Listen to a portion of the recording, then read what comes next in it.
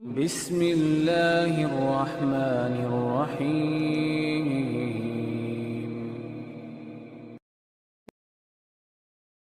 اگر رشتہ دار قریب رہتے ہوں تو ان کے ہر معاملے پر نظر رکھنا اور تانک جھانک اور ہر وقت ان کے معاملات میں ٹو لگانا، کیا یہ جائز ہے؟ یہ شرعاً ناجائز ہے اور انتہائی مذمم ہے۔ اللہ کے رسول صلی اللہ علیہ وسلم نے کسی کے معاملات میں ٹو لگانے سے منع کیا ہے، اور آپ صلی اللہ علیہ وسلم نے تو فرمایا وَلَا تَتَّبِعُوا عَوْرَاتِهِمْ، ان کی پردے والی باتوں کے پیچھے نہ لگو۔ وَمَن تَتَبَّعَ عَوْرَةَ أَخِيهِ الْمُسْلِمِ تَتَبَّعَ اللَّهُ عَوْرَتَهُ وَلَوْ فِي قَعْرِ جَوْفِ يُفْضِحْهُ وَلَوْ فِي قَعْرِ جَوْفِ وَلَوْ فِي قَعْرِ بَيْتِهِ۔ اگر کسی کی پردے والی باتوں کی ٹو میں لگا رہتا ہے، اگر وہ اپنے گھر میں کھائی بنا کے چھپ جائے تو اللہ وہاں سے بھی نکال کے اسے ذلیل کر دے۔ یہ کوئی ذمہ داری نہیں ہے، بلکہ شاید یہ مسئلہ آپ نے سنا ہو۔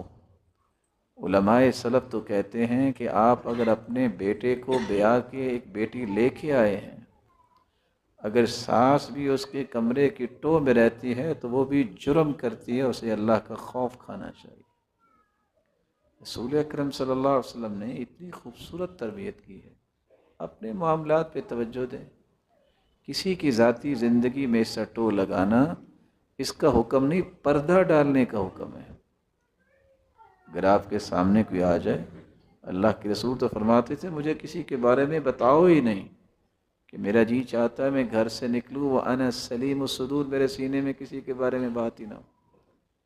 جو پردہ پوشی کرتا ہے اللہ اسے چپکے سے جنت داخل کریں گے، فرمائیں گے کوئی نہیں دیکھ رہا، جس طرح تم نے پردہ پوشی کی میں نے بھی چھپا کے تمہیں جنت بھجوا رہا ہوں۔ تو اللہ سے ڈرنا چاہیے۔ ابن عون سے کسی نے پوچھا آپ لوگوں کے بارے میں کبھی کوئی بات ہی نہیں کرتے؟ کہتے ہیں میں ٹھیک ہو گیا ہوں لوگوں کے پیچھے لگوں، جس دن میں ٹھیک ہو گیا تو پھر میں لوگوں کی باتوں میں بھی ٹو لگاؤں گا کہ وہ کیا کرتے ہیں۔ اس لیے مجھے اپنا خیال کرنا چاہیے کہ میں کیا ہوں، اس کی اصلاح کرنی چاہیے، اس کے بارے میں مجھے پوچھا جائے گا، کسی کے بارے میں قبر حشر میں سوال نہیں ہوگا۔